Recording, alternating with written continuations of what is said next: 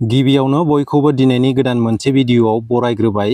दिनै आं बे भिडिअनि गेजेरजों बिजनीआव राजु एबा जिबानन बसुमतारी बिथांखौ खास्रि बिस्रि बुथारनाय जाथायनि सायाव माखासे बाथ्रा बुंगोन।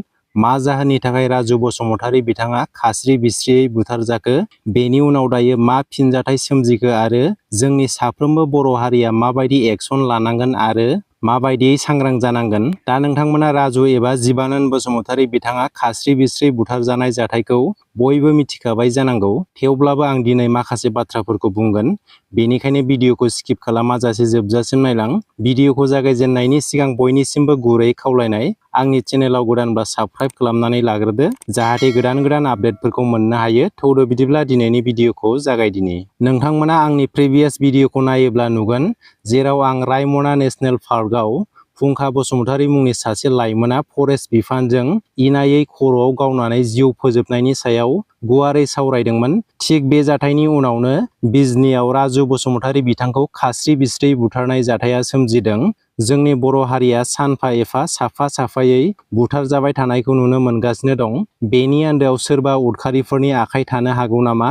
जायफोर उदखारिफोरा बिटिसिआव दुंहाव थासारि सोमजिहोनो खामानि मावगासिनो एबा हारिजों हारि दाङाबाजि सोमजिहोनो खाबु लागासिनो, बेबायदि बायदि सोंथिफोरा जाखांफैयो।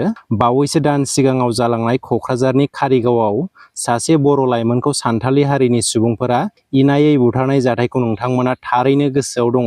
माबायदियै जोंनि बर' सुबुंखौ गावनि जायगायावनो इनायै बुथारदोंमोन, जायनि उनाव सानथालि आरो बर' हारिनि गेजेराव गोबां दुंहाव थासारि सोमजिदोंमोन। गोबां न' बांफोरखौ सावग्लुंनाय थासारिबो सोमजिदोंमोन।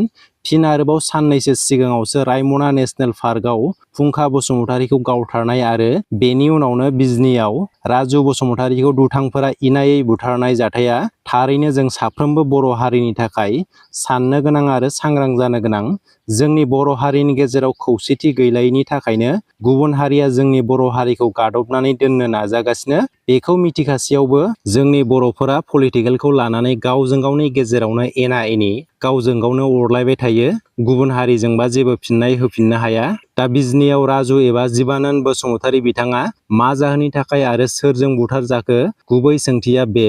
मिथिनो मोननाय बायदिब्ला मोनानि 10टासो टाइमाव राजु बसुमतारी बिथाङा सिफुं हटेलनिफ्राय न'आव बेदर संनाय लांफानो होननानै हाबदोंमोन। बै समावनो सिफुं हटेलाव साथाम दुथां सुबुंफोर फारियै अमृत सरकार, आशिष साहा आरो सन्जय मदक बिसोरो जौ लोंगासिनोमोन आरो सिफुं हटेलाव खामानि मावग्रा बर' सिख्लाखौ गाज्रि रावै एदावबाय थानायखौ नुनानै राजु बसुमतारी बिथाङा बादा होनायखौ लानानैनो बिसोरनि गेजेराव दाङाबाजि जादोंमोन। बेनि उनाव फन कलनि गेजेरजोंबो गोबां नांज्लायनाय जादों होननानै मिथिनो मोनदों। बेनि उनाव राजु बसुमतारी बिथाङा स्कुटिजों न' फारसे थांबाय थानाय समावनो बैसोर साथाम दुथांफोरा उन फारसेनिफ्राय गोबौ हाथियारजों खर'आव एटेक खालामदों होनना मिथिनो मोनदों।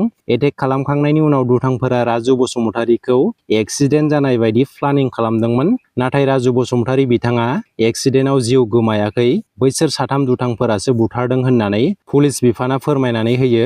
दायो बैसोर साथाम दुथांखौ पुलिस बिफाना खाबाय।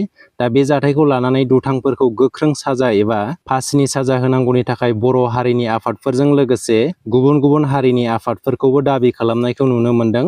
राजु बसुमतारीया सोरमोन होननानै बुङोब्ला बिथाङा बिजनी दख'रा एबसुनि बारग'रांगिरि, आथिखाल बिजनी जिल्ला गेलेमु गौथुमनि नेहाथारि आरो बिजनी जिल्ला इउपिपिएल दोलोनि लेङाइ आफादगिरिमोन। दिनै एबा 4 आगस्ट खालाराव राजु बसुमतारी बिथांखौ बुथारनाय जाथायनि थार बिजिरनाय मोननांगौनि थाखाय बिजनीआव 12 घन्टा बन्द फोसावदों एबा फुंबिलिनि 5 रिंगानिफ्राय बेलासिनि 5 रिंगासिम बन्द थागोन। दा आं बेवहाय बेखौनो बुंनो सानगोन, जोंनि बर' हारिया बांद्राय नोरोम आखु दिन्थिनायनि थाखायनो बिसोरो गादबनो बोलो मोनगासिनो।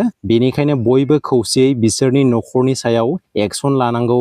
गोनां जायोब्ला न' बांखौ सिफायनानै होस्रांहरनांगौ। लोगोसे दायनिगिरिफोरखौ फासिनि साजा होथारनांगौ। दा नोंथांमोना बेनि सायावहाय मा सानो कमेन्ट सेक्सननि गेजेरजों फोरमायहरदो। दिनैनि भिडिअआ एसेनोसै, गोजोन्थों।